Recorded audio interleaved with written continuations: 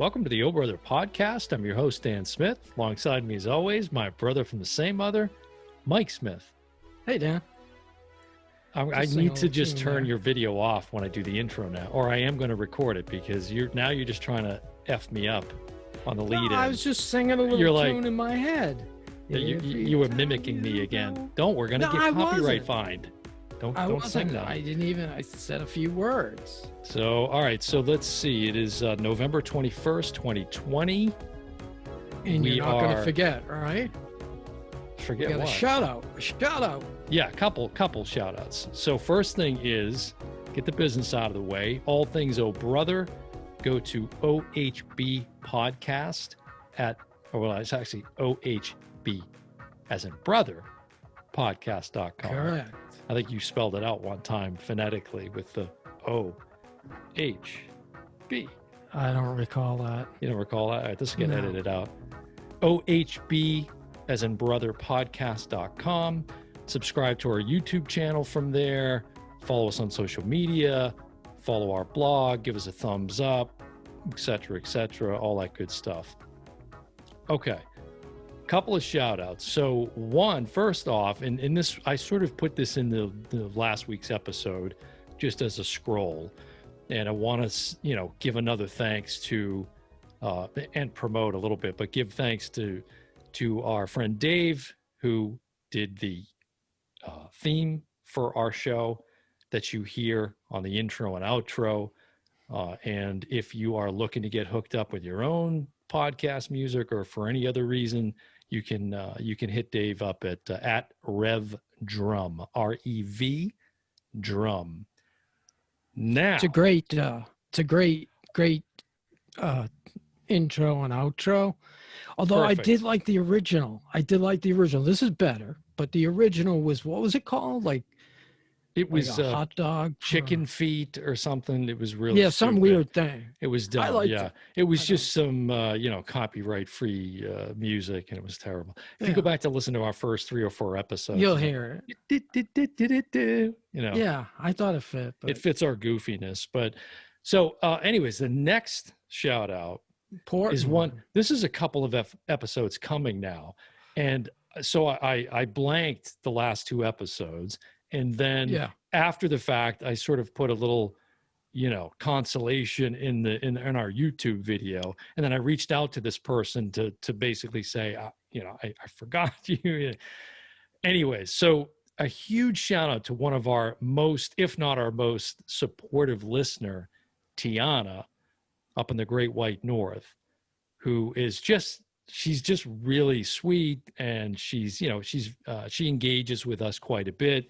And her handle, if you want to follow her on Instagram, she actually just surpassed 3,000 followers on Instagram. Yeah. Wow. So she's in Ontario, right? Yes.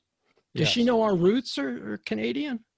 I might have made that comment once before. I'm not sure. If not, Nova Scotia. And so, we've got some roots that trace back there. But if you want to follow her on Instagram, it's at Tiana Loves Movies, and I'll put that in the video as well if you're watching us on YouTube. But she's I gotta tell you, she watches more films than anyone I know. Well, I'd give her a run, I think. I don't know. She's putting in multiple movies a day, so I think she's even gonna give you. We'd get along good.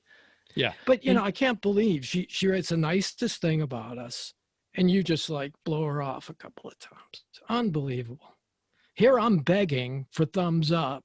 I'm saying, lie, say anything. Say Dan's better looking or something like that. Something that doesn't make sense. You mean speak the truth. That's clearly a lie. And I'll be happy with that. Did you notice I'm wearing this for you? I'm going to stay silent and just let you go with this bit for a while. Did you notice I'm wearing this for you? I did. The Clockwork Orange shirt. I like it. This is from the logo. It is. And if you look at the logo, it's pink, and I did laundry and I put it in with the darks. You can't do that. Yeah, see, you ruined it. But it looks good on gray. It looks okay. Yeah. It looks pretty good. Yeah, I think it looks better. Yeah, my striped Star Wars is in the wash right now, so I'll pull that out next episode. Right. Yeah. But so anyways, it was a cool thing too. Tiana on her feed a few days ago, maybe, she had a picture and talked about how actually she posed a question: does anybody else keep a movie log? She's got this book where she writes down. Great idea. Basically planned. Not only does she keep an archive of it in that way, but she's kind of planning out what she's going to watch. I thought that's like a brilliant thing to do. I never thought of doing good that. idea. Really good. I sort of do that because I use this app, and when I watch a movie, I click it, and put the date when I watched it. But I don't tend to look back at it. Speaking of, and by the way, we're this episode is our ultimate Thanksgiving episode. We're going to talk about planes, trains, and automobiles in just a minute. But speaking of movies, I was at the gym this morning, and on one of the TVs in the kind of the distance, I saw the COVID number. Regal Cinemas closed. Yeah, permanently.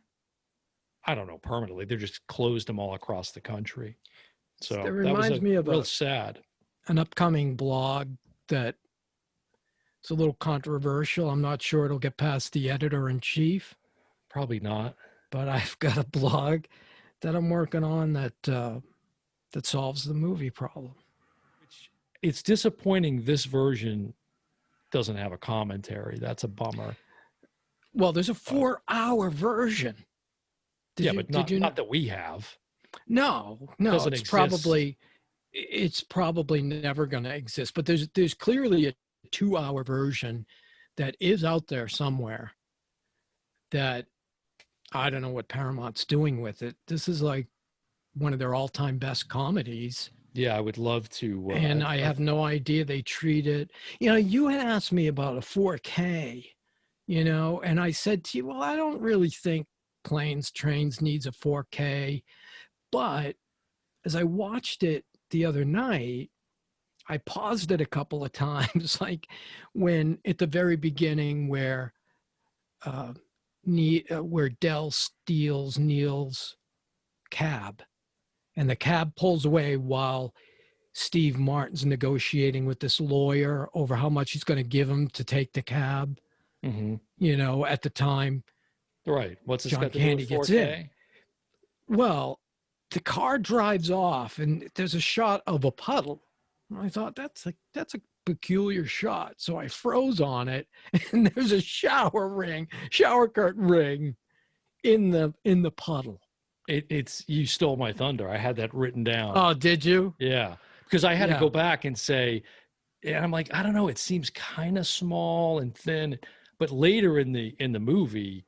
Yeah, when we need to back up because you jumped us into the film here, and we need. Yeah, I know. Not that there's probably nobody listening that hasn't seen Planes, Trains, and Automobiles. I hope. So this is John Hughes, 1987. Are we going? Wait, before we go into it, a couple of. I watched this week. Brother. Okay, we're talking about Planes, Trains, and Automobiles. I know, but I was just talking about Badlands. I was just going to tell you something. It was affecting you. This is clearly derailing us. I'm derailing us. What does Martin Sheen got to do with this? Now you're derailing us. This is the movie we're talking about. If you said nothing, we'd be halfway through right now. Not Badlands. Not Badlands. I was just bringing it up that I watched it. Big deal, because it's a great movie. There's not more to that than just you watched it? No, it's just, it was sitting here on top of the thing. I reached out to my friends at Disney. Okay. I have a close relationship. If this doesn't end in me getting something free, well, this is going to be a that was the story. Point. And I'm leaving it in. I'm leaving this in so I can send this out on social media. Okay, fine. And you should, because I reach out to my friends at Disney and I say, send me a copy of Mulan. My brother liked it. They were a little harsh because they heard my review and they were like, we're not going to send you Jack. And I said, yeah. How about if I we'll put that on the blooper reel. How about if I buy, the animated 4K too? So they said, oh, okay. So they sent me out Mulan 4K. Okay. The reason I get it is to give you the digital. Right? Nice. That's the kind of brother I am. Okay. I'm going to backtrack. So I'm all excited. I tear it open. No digital. I open it up and that's what's in there. No digital. There's No digital. It's not even on the sleeve or anything? No digital. Empty. And it was peculiar because it was Wow. double wrapped. You know, doesn't that make you think somebody Resealed it? somebody resealed it? And what are the odds of that? I don't know. I got a resale. Somebody at Disney swiped it because they didn't want to pay for it. Like Wow. me. Yeah. So anyway, now I got to call them on Monday, and so this still doesn't end in me getting anything. Well, you'll eventually get the other 4K. than bored by this story. Because if I have to knock heads with the cops, I will. I'll get my 4K. There's a deep cut. A good reference. Anyway. So, all right. So Planes, Trains, and Automobiles, this was a departure for John Hughes. Of course he got, I wouldn't say pigeonholed, because he would be the first to have said, I found a niche in these teen angst kind of movies. And, and he was incredibly successful in that genre. But, then he makes this film with two adults. And I think it's Steve Martin and John Candy's best film. It's definitely John Candy's best. But I would even argue Steve Martin after seeing this again, and I've seen it 1,000 times. But yeah, it's close. You're gonna say Roxanne, maybe? Dude,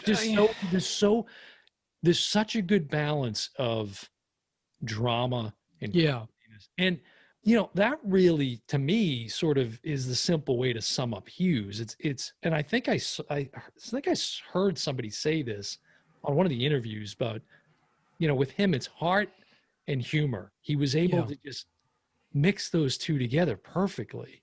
And he wrote this in 3 days, which is like most things he did. Yeah, which is phenomenal.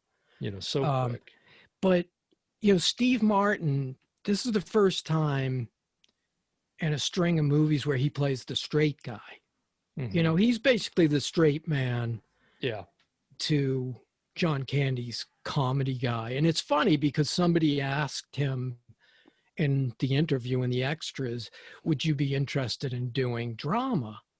And he said, well, I have no interest in it. And of course, he goes on to do these great dramas pretty much right after. But it's funny because since we started this, we've talked about doing a John Hughes versus Harold Ramis comparison, like who's the better. Right. And it's so funny because Vacation's written by John Hughes. Yeah, right. Which is one I'm sure a lot of people don't realize that, those that aren't as familiar with his work. So John Candy, well, all right. So Steve Martin plays this, advertising executive, and John Candy plays Del Griffith, who is a shower curtain ring salesman. It's like the perfect extreme of two. And there's people out there. I always think about this. Shower curtain salesmen. Right. Or shower curtain ring salesmen. There's bizarre jobs that people have that you would never think of. Like, somebody actually well, how the hell do you think they get sold? Yeah. So to me, that alone is really funny. So just the idea. They get, pitted together from the beginning, because you got this opening scene. I want to comment on something too with the opening. Basically, Steve Martin is in this advertising meeting, and he and a buddy across this boardroom are watching the boss, and he's examining, their latest advertisement, whatever. And it's going on and on. And Steve Martin's looking at his watch, like, I got to get out of here. I got to get home, get on a plane to get home, And the one thing I wanted to mention, that in that scene, you've always talked about that watch, that Piaget watch. I was going to bring it up. I mean, the thousands of dollars, these watches. I love that watch. So nice. Yeah, it's amazing. And that's the first thing you see. They shoot the building, and then that's right. A shot of his watch. And a great shot just that shot of the building to start out with is such a great angle, looking straight up at the building. Yeah, and at the time, I was planning on going to law school, and I said, if I ever graduate law school, that's going to be the first thing I buy. And I was in Hong Kong, and I've looked for that watch. They don't make it anymore. It was, it's a classic Piaget, but I found it in Hong Kong, and I was this close, $1,500. Wow. But I'm in Hong Kong. And I was like, it's a $5,000 watch at the time. You know, now it's, God knows what it is. But they make $50,000, $100,000 watches. But you did like get people a nice, think Rolex. You did get a nice Casio.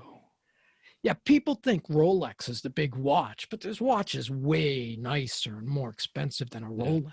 Piaget is nice. But Piaget, so I wanted that watch from the first time I saw that in the theater. So his trying to get out of this meeting sets this whole thing in motion because he's trying to rush to get, and there's that awesome sequence of him rushing down the street and Kevin Bacon, if you want to, talk about his piece, because there's a little shot where Steve is, he's trying to hail a cab and he catches eyes with Kevin Bacon's character, who is credited as the taxi racer. Taxi racer. The name of his character. And so they lock eyes and they start running for the same taxi. And ultimately, Kevin Bacon, prevails through a series of events. But I love when Kevin Bacon sort of, gets into the cab and he pauses for 1 second and just strokes his hair. Yeah.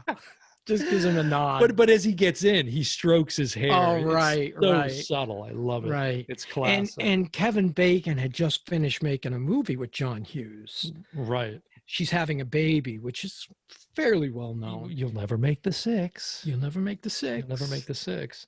We know this movie so well. Yeah. We often have conversations, mm-hmm. and if a word or like a classic line is you're pulling it out already. Well, you want to wait, but No, I'm just saying it's great. We know the dialogue so well that we use it mm-hmm. when people have no clue. Like we'll say something from this movie, like in a normal conversation with people, that and me and you are connecting on this level that nobody in the room realizes we're using dialogue from Planes, Trains, and Automobiles. Exactly. Right. And the classic one is, I haven't been home in years. What, seriously?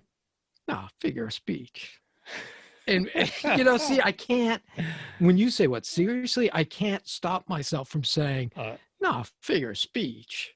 Because they had that conversation. We both know that, it was announced a few months back, or whatever, that they're looking to reboot this. Oh, don't do it. Kevin Hart and Will Smith. And look, I'm sorry, folks. I am not a Will Smith fan. I really don't like most of his movies. If you watch Gemini Man, you won't be a Will Smith fan either. Yeah, well, there's a long list in addition to Gemini Man. I'm not going to bring up Wild Wild West. Reboot Fresh Prince of Bel-Air or something. But there's nothing. Oh, my. They are. Really? For Netflix, yes. And I remember but it's them, though. It's them. Yeah, so that's not the same thing. Oh, no. Talk about different cast. This is just not a movie. There's nothing about this that needs to be touched. No, it's perfect. It is absolutely perfect. And I didn't see any comments on YouTube or on social media that said anything other than that. Like there's petitions and, people just don't want that to happen, but looks like it's going to happen. Yeah, that's sad. I just don't get it. I don't. If that was me and I was being offered, I would say no. Good Lord, no. That's a great point, because I got to say, that really, now that you say that, makes me feel like it's nothing but a money grab.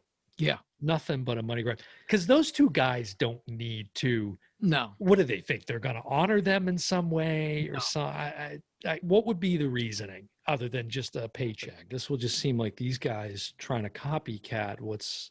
Well, it can't be done. Look at better. Another comedy we've done that we both love, right? That they just remade with women. Dirty Rotten Scoundrels. Dirty Rotten Scoundrels. They just remade it. The Hustle. It was awful. It was terrible. Disgusting. Yeah. Well, terrible movie. It's definitely terrible. Yeah. Ugh. But it's hard not to just want to go in and, line after line after line. One of the things that I loved about it was the way, because, John Hughes was such a big fan of music to the point where he ended up having his own label there for a period of time. Yeah, for he the was a purpose big of music gaining, guy. and he said for the purpose of gaining control over the music and how it's released and what the single is that comes out and what's on the soundtrack and stuff like that. But also just a deep nerd when it came to music. But I know, of course I knew it just because I know this movie like the back of my hand, but so many great musical cues in the film. Ray Charles. Yeah, but not the music itself. It's the way the music complements the action Right. or the scenes or, You're messing with the wrong guy. yeah, in like the beats and the rhythms and it's just masterful, really, The ending scene, not that we should be talking about the ending scene, but the ending scene where Yeah, this is Del one of those I thought just caution of the wind because what? spoiler alerts. Well, You have I'm to not talk giving about anything it. away, but Yeah, but he's biting his lip. Del Griffith is biting his lip. It's the yeah. same ending from Uncle Buck. If you watch Uncle Buck, another John Hughes comedy with John Candy, Right. it's the exact same scene. It's weird. I don't know if that was on purpose or it's just a fluke or what, but that ending song, which is perfect, I think. That's what I was singing when we started this. It was actually an Elton John song that he wrote for the movie. That's right. And Paramount got into this thing over the rights. They wanted Right. the rights to the song. Well, the song that is in the end Yeah. isn't even the original of that song. Correct. It's certainly not the version they were going to use, which was the Paul Young. It's Paul Young's song. I never knew why they didn't use. It was something. Well, something to do with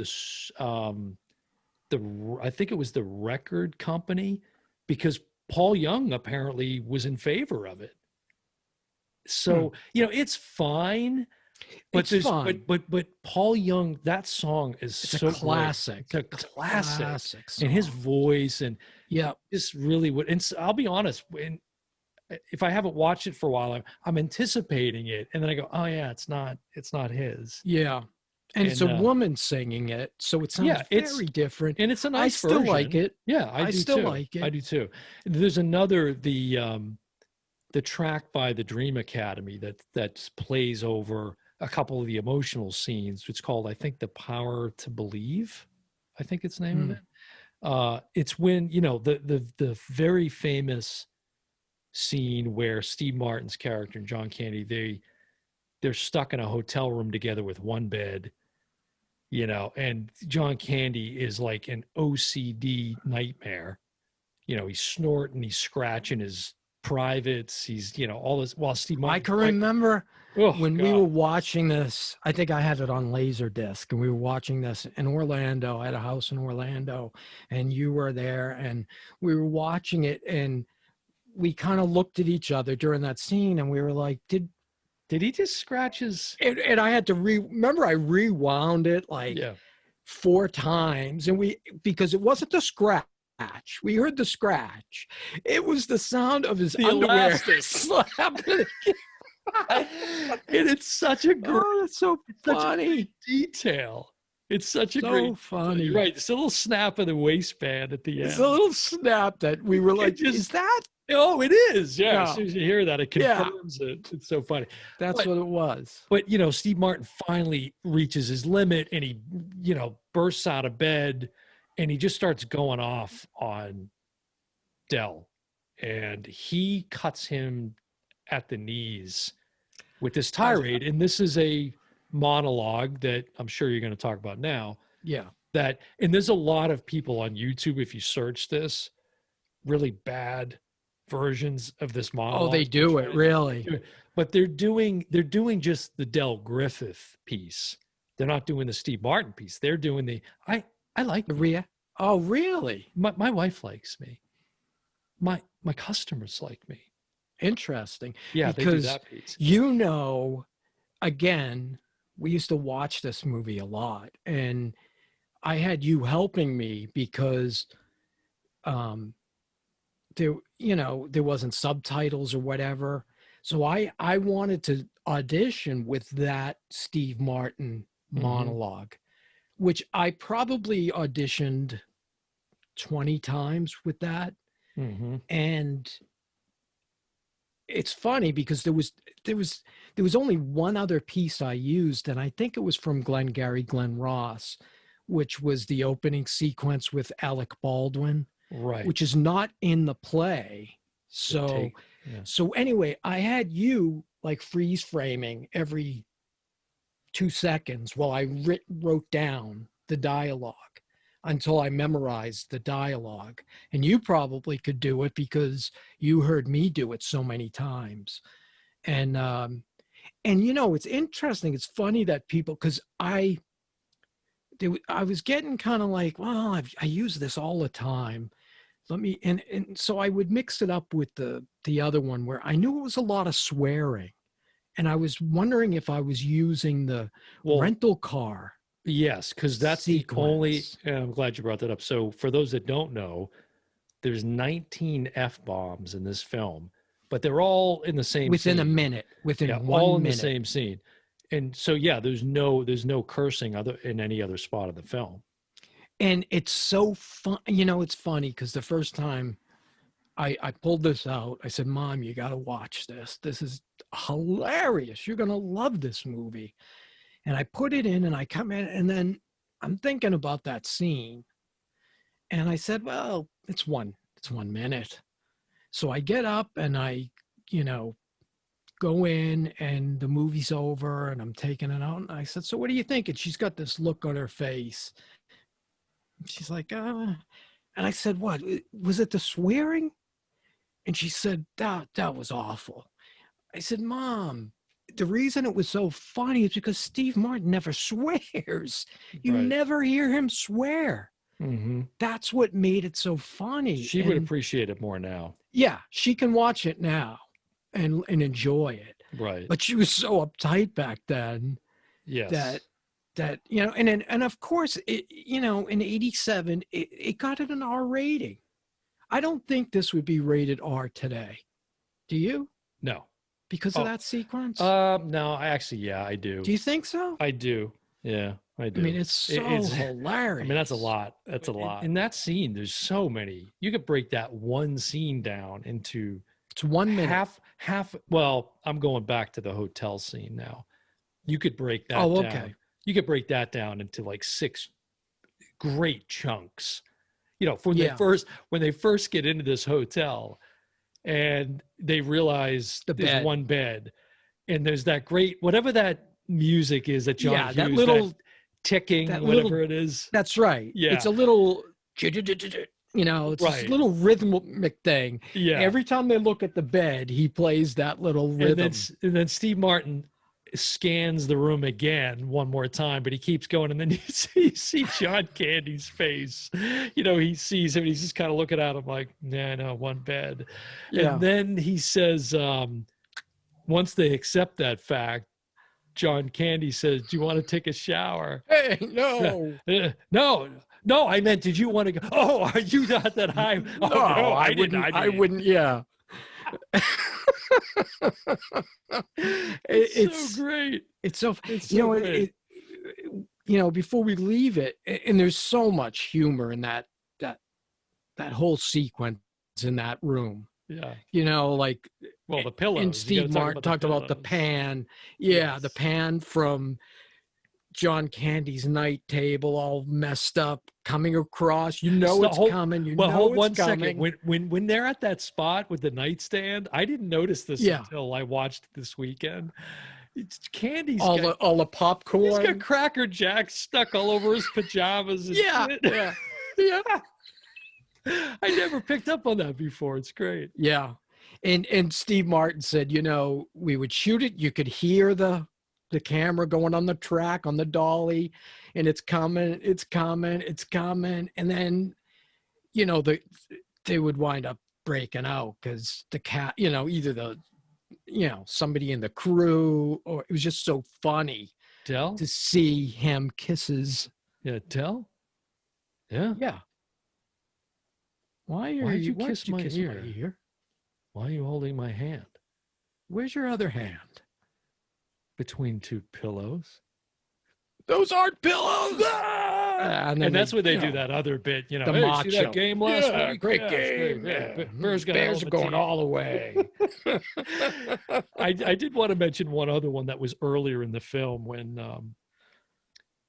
there's a moment where Steve Martin, when he's racing Kevin Bacon for the taxi, he Yeah. ends up falling over this big huge trunk that we later Del find out is Griffiths. Del Griffiths. Yeah. But when you fast forward to they're in the terminal at the airport, and he's sitting across from John Candy, and he recognizes him, and there's that shot of Candy just behind a taxi cab door. Right, but he's in the airport. He's in the still. airport. It's just like a filler scene. It's so one of funny. my funniest moments in that whole film. You know, because he does that surprise people, look. Yeah, people probably think it's earlier from that he's sitting in the cab, but you got to watch it because you can see behind him. It's the name of the airline or whatever, and it's just oh my God, is that funny? Those are the little those that are everywhere in this movie. Like I said, the shower curtain ring in the puddle. It's great you picked up on that because I did too. And there was one other one, because you're right, there's so many bits. I don't want it to just be us for a half hour talking about every single scene. But when they are sitting outside of this motel, waiting to get picked up by this hillbilly and his wife, Gus. No. Oh, Gus is the guy at the motel. Right. It's that's right. Otis? Gus. Is it Otis? Otis. The guy that snorts and stuff. I think and that's Dylan Baker, the actor Dylan Baker. So good. Who's in a lot of he's been in Homeland. Right. You've seen him in other things. He's a great actor. And he looks totally different now. He goes to shake their hands and he spits the jerky and then he shakes Steve Martin's hand. But they're sitting there waiting for him to pull up, and they're on the trunk outside the motel. Right. Saying, well, how much money you got left, or what do you got left? You get on me. And Steve Martin's like, I got a, this is after they realized they got a couple of robbed. Got a couple of, because they were robbed while they were sleeping in that hotel. He says, I don't know, I got a couple of credit cards and whatever. And Martin asks Candy, how about you? And he says, I get this, I get that, and I got a Chalmers Big and Tall store card. He goes, it's a huge chain in the Pacific Northwest. Great stuff. Unfortunately, it does us no good here. 7-outlet chain in the upper Northwest. Chain, It's a 7-outlet chain. It's a great store, but unfortunately, it does us no good here. Like, why even mention it? I know. And it's funny, too, because there's a sequence when they're checking into the hotel, Diners Club, which doesn't exist anymore. He gives them a Gets it mixed up. Yeah. There's a Diners Club that Steve Martin has, and Del has like a discount card that sort of looks like a Diners Club card. Logo's slightly different. Yeah, and you see Gus, who's another famous actor in all sorts of stuff. He was in Cool Hand Luke. He's been in Clint Eastwood movies. And the guy that plays, they take a taxi ride, if you want to call it that. Yeah. From Dobie. Dobie. That's another guy that you see it, especially in the 80s. He was in a lot of those films. Yeah. Parts. And then of course the biggest, cameo, I guess, is Michael McKean. Is it, or is it Susan Sarandon? Did you know this? Wait a second. Yeah, exactly. My head's hurting. I know. So go back and watch it. Okay. And I'll be honest, I didn't check the credits, but I saw in one of the interviews I was watching, I saw this and I was like, just how you reacted. It's like, I'm like, what? Where? So when the car they're in, which is a car that Del Griffith rents, it's been blown up. There's no doors. Like, it's ridiculous. It's made to look like the family truckster from Vacation. Exactly. Yeah. And so as they're driving, there's there's no roof, there's no whatever. They pass a car. Yeah. And it's a couple and a kid in the back. And the wife leans forward and she's kind of looking like, what the hell? It's Susan Sarandon. No. Go back and watch it. Yeah, go back and watch it. And was she famous then? Yeah. Oh yeah. Yeah. Yeah. So maybe So there's it some was on. connection with John Hughes or something. That's I don't weird. know. Yeah. That's a new one on And me. it's definitely Susan Sarandon. Yeah, that's a new one. That's something I didn't know. Yeah. But Michael McKean, apparently his part was much bigger. There's a scene where they literally get into a fight, John Candy and Steve Martin, and they're running around the car, Mm-hmm. and McKean's chasing them. So there's a lot that was cut out. Well, again, it's a over 4 hour version out there. Something. Right. And Or material, anyways. McKean says, and I don't know if this is still in it, but he says, well, you overshot Chicago by a good 100 miles. And I don't know if that's still in the cut, is it? I think it is because it's in the extras. But he talks about how they never play that out because in the extended scenes, they do. There's more about that. Because if they went past Chicago, they literally could have been home 3 hours prior. Which is even funnier. Yeah. To think about that they overshot it, you know? Yeah. And I don't know if I even acknowledged that until I saw it.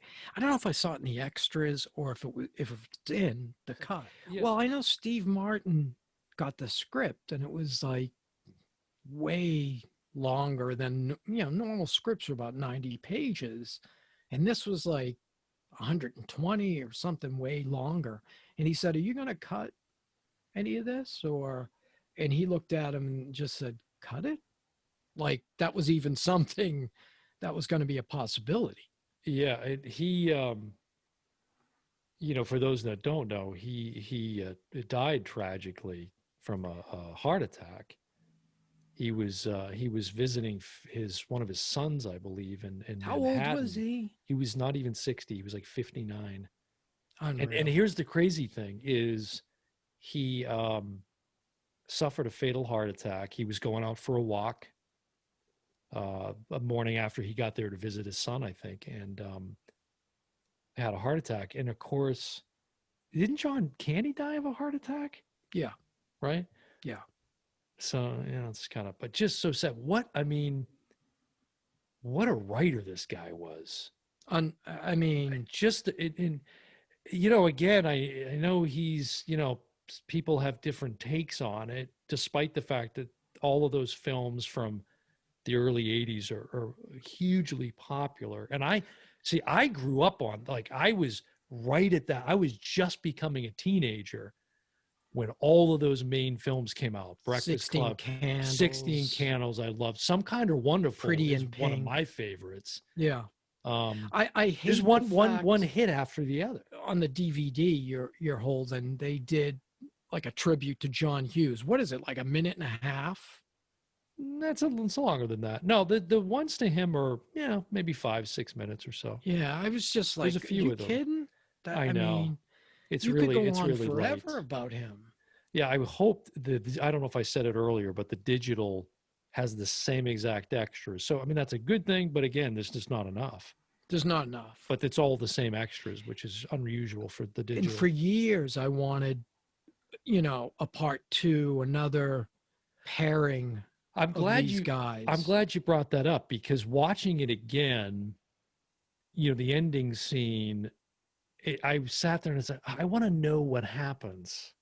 It sets up a perfect sequel, doesn't it? I want to know where this story goes, but then it also is what makes it powerful.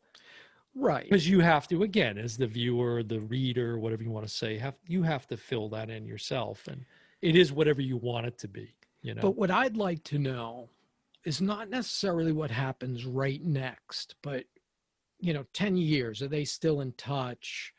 Do they still communicate? Right. Something in my gut tells me they did, because they had such a bonding experience. And at times it was miserable.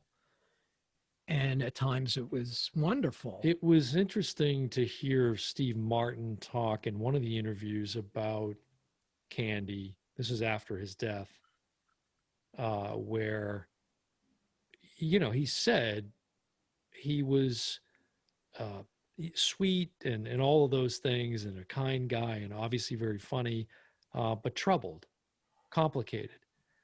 And we've talked about that on previous episodes, with humor. Oftentimes it comes from a dark place, Yeah. or there's tragedy or something. Yeah. And you see that play out in John Candy's character, Del Griffith. He's empathetic to the nth degree, you know. But that ending shot you're talking about, it kind of encapsulates that for me. This Yeah. that emotional tone that John Yeah. Hughes Gripping his hat and, yeah, kind of biting his lip. And I was thinking of Hughes's other films, and God, he does it. Every one of the films, there's lots of laughs, and then some really, really dramatic tones, Thoughtful things. Yeah, and with all of the Breakfast Club, Some Kind of Wonderful. He was a master writer.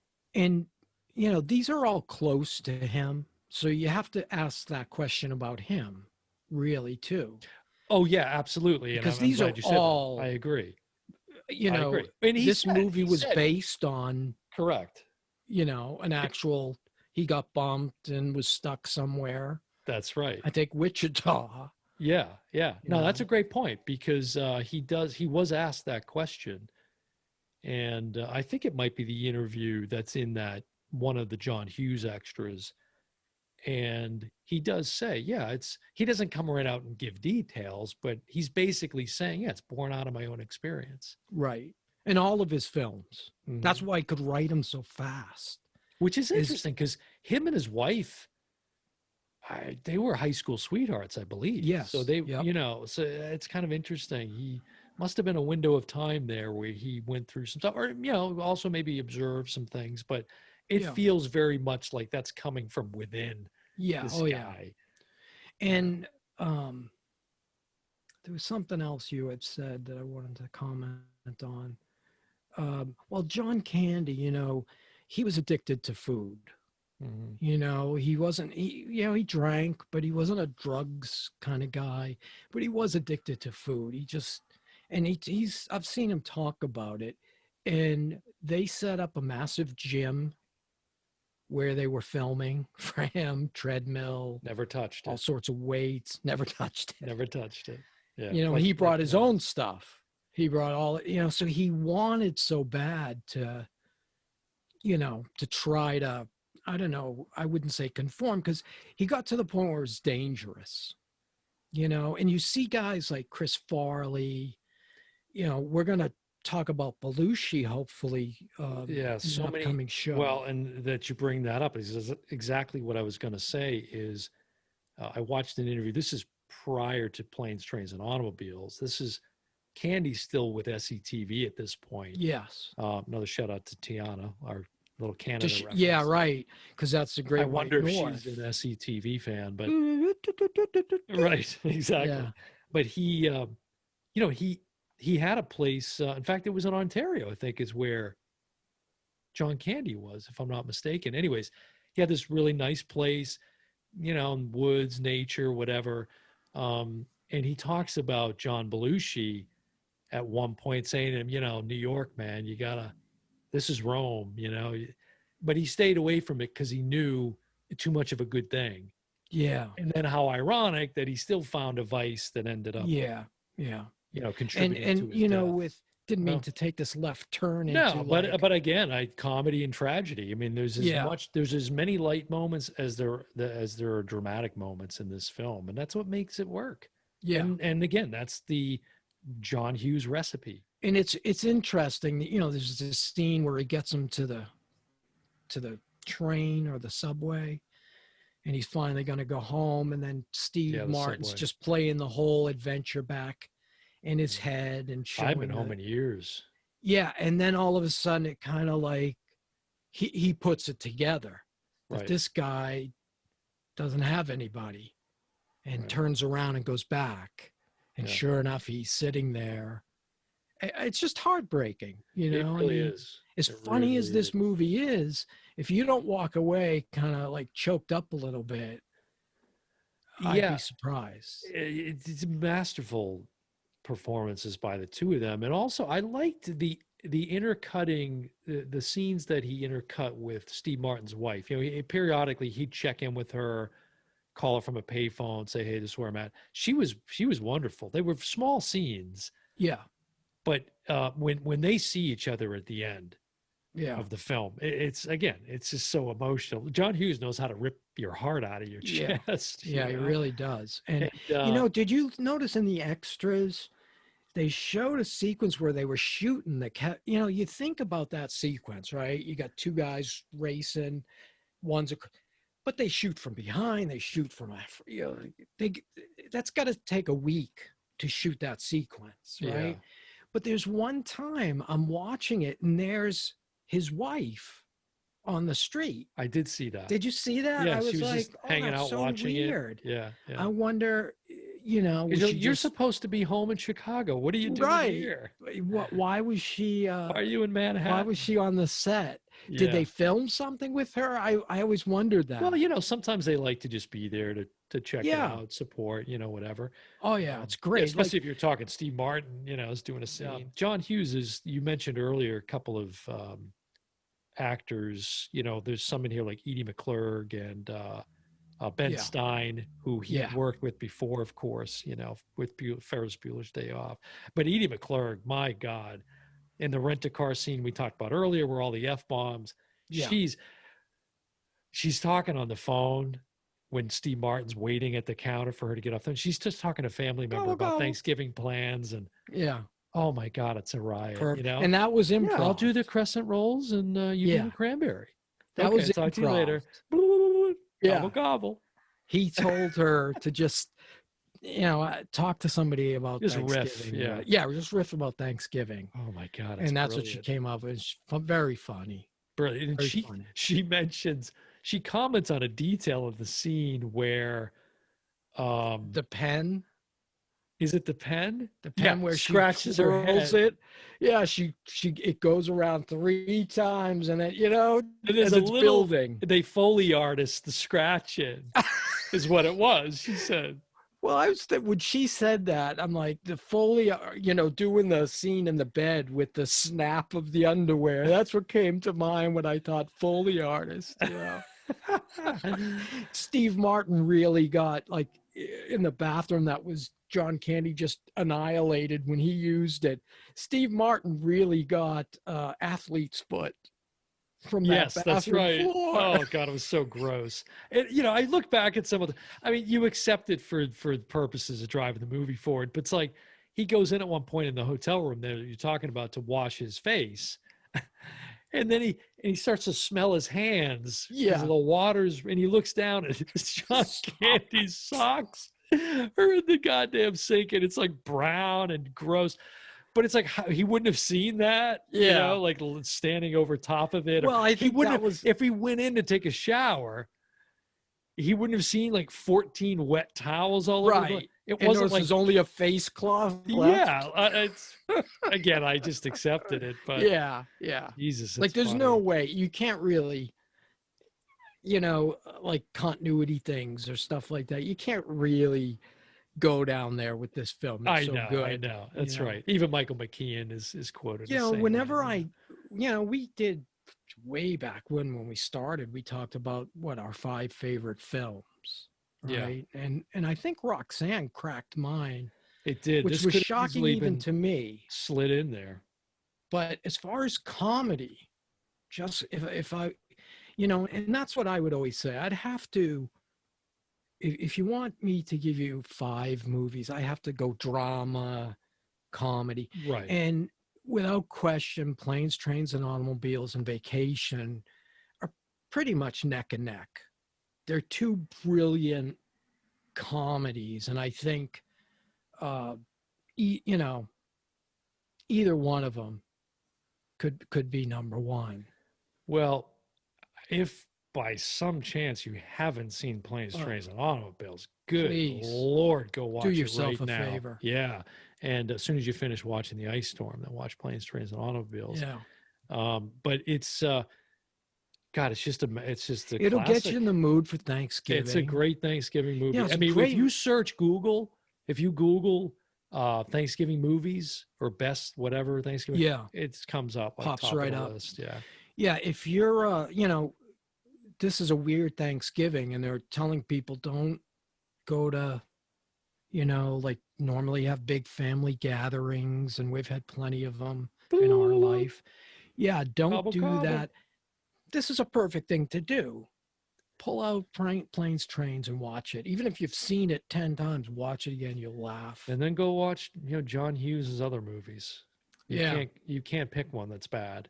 Yeah. And like I said, I have Breakfast Club Criterion Collection, which is the only one they did, but I'm glad they at least got him in to do one. Yeah. They could probably do, imagine having Planes, Trains Criterion collection. That would be. Yeah. It's, I'm glad, he's got such a great body of work. Yeah. It's still sad. You think of what else he could have put, but he dropped out of the spotlight years before he died. Right. And he just kind of retreated. Yeah. And I don't know. I think it sounded like the Hollywood machine was getting to him. Yeah, let's make it known that will always be the only Planes, Trains, and Automobiles. Right.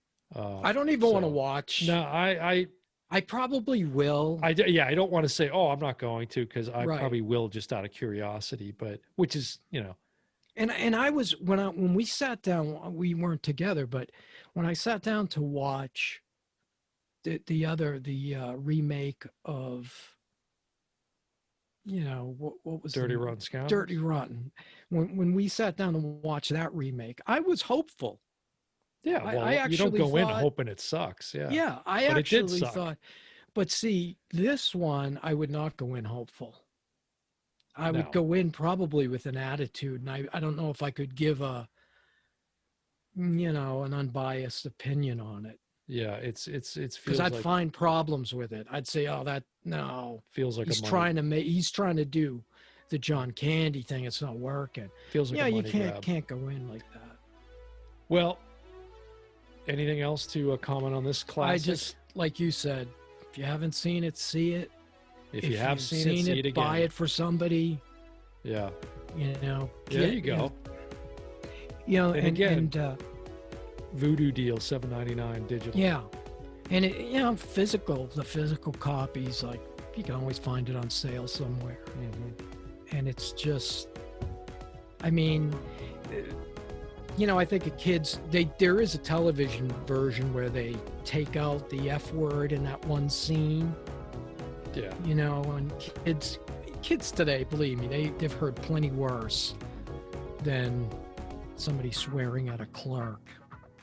Yeah, like this episode of the Oh Brother podcast.